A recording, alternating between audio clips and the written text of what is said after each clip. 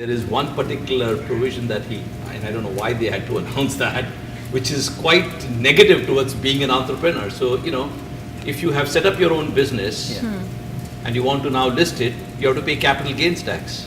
He brought in a new piece of legislation that any investment made after October 1, 2004. Yeah, we were just talking about that. Cannot and which does has not not paid pay STT. STT. So, I began Ambit in 2007. I recapitalized Ambit in 2007.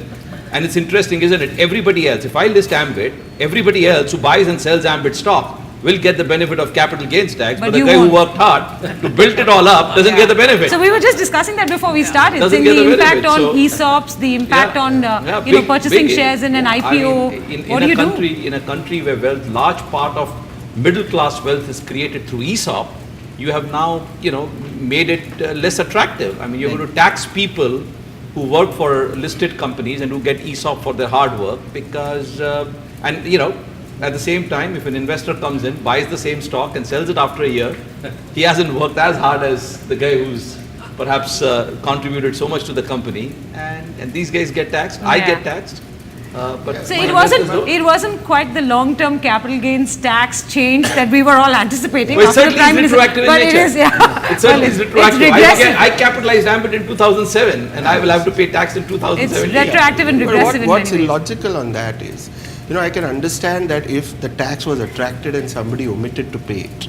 Right. In which case you say, look, there must be some consequence. The law provides for a consequence, but you want to exaggerate the consequence.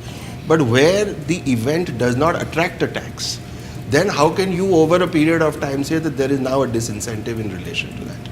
So the commentary, if you read the commentary in the explanatory notes, it talks about SMEs, medium enterprises, have utilized the exemption on capital gains to launder money.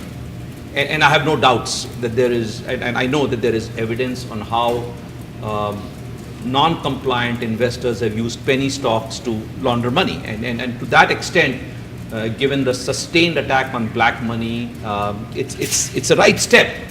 But as somebody explained, you can't take a few wrong people and penalize many other right people who work very hard. But it's classic baby bathwater India tax policy, right? I mean, it's classic that.